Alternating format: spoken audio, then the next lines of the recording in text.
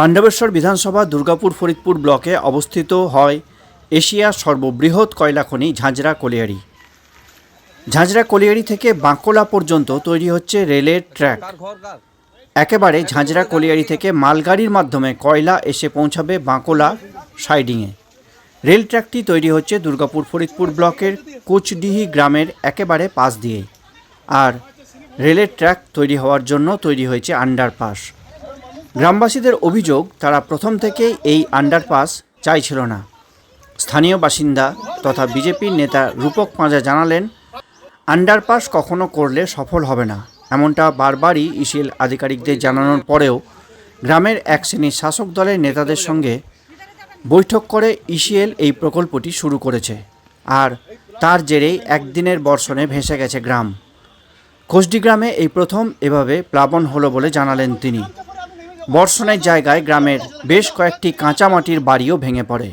গ্রামেরই বাউরিপাড়ার একটা কাঁচামাটির রান্নাঘরে রান্না করতে গিয়ে হঠাৎ হুড়মুড় করে ভেঙে পড়ে রান্নাঘর। সেই মুহূর্তে রান্নাঘরে ছিলেন এক বৃদ্ধা মহিলাও।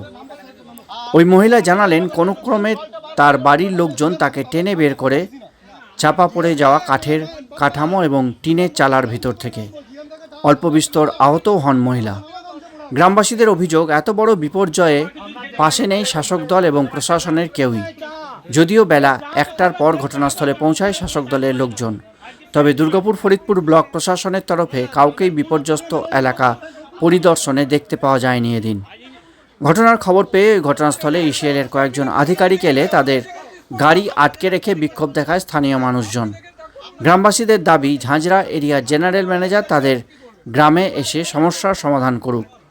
এদিকে ঘটনার খবর পেয়ে ঘটনাস্থলে পৌঁছায় লাউদা ফরিদপুর থানার পুলিশ। পুলিশের সামনে আধিকারিকদের সঙ্গে তর্কে জড়িয়ে পড়ে গ্রামবাসীরা। উত্তেজনা বাড়লে উত্তেজিত গ্রামবাসীরা ঝাঁঝরা কলিয়ারি পরিবহনের প্রধান সড়ক অবরোধ করে বিক্ষোভ দেখায়, যার জেরে নাকড়াকোন্দা থেকে ঝাঁঝরা কলিয়ারি হয়ে বালিজুড়ি যাওয়ার রাস্তা বন্ধ হয়ে যায়।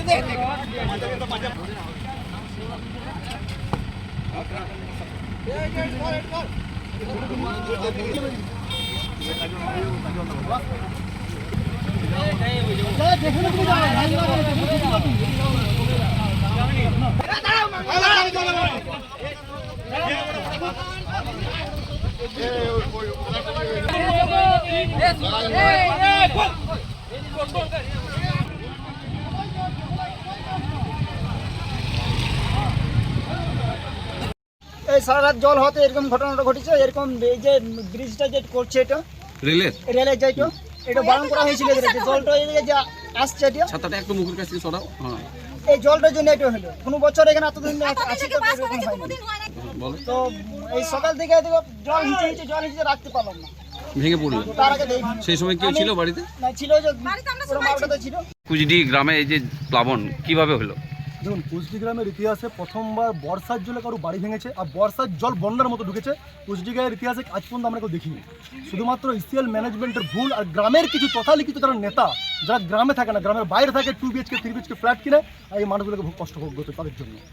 এই যে রেল লাইনটা হচ্ছে, এখানে বাইপাস করা হচ্ছে, আন্ডারপাস। আমরা মানা করেছিলাম যে আন্ডারপাস কোনোদিন সাকসেস নয়। এই জল কোনোদিন আমরা গ্রামের লোক কোন দিক দিয়ে বেরোবে? ইসিএল ম্যানেজমেন্ট গ্রামের কোনো লোকের সঙ্গে বসার প্রয়োজন মনে করেনি। আজ তাদের ভুল সিদ্ধান্তের জন্য প্রথম বর্ষাতে এই অবস্থা। কি হয়েছে আজকে? কতগুলো বাড়ি ঘর ভেঙেছে? 4খানা বাড়িতে জল ঢুকেছে, 4খানা বাড়ি অলরেডি পড়ে গেছে। এদের এইগুলোর সুব্যবস্থা করতে হবে, ম্যানেজমেন্টকে দেখতে হবে, আর ম্যানেজমেন্টকে জবাব দিতে হবে গ্রামের কোন লোকের সঙ্গে কথা বলে এই আন্ডারপাস করা হচ্ছে, এর জবাব দিতে হবে।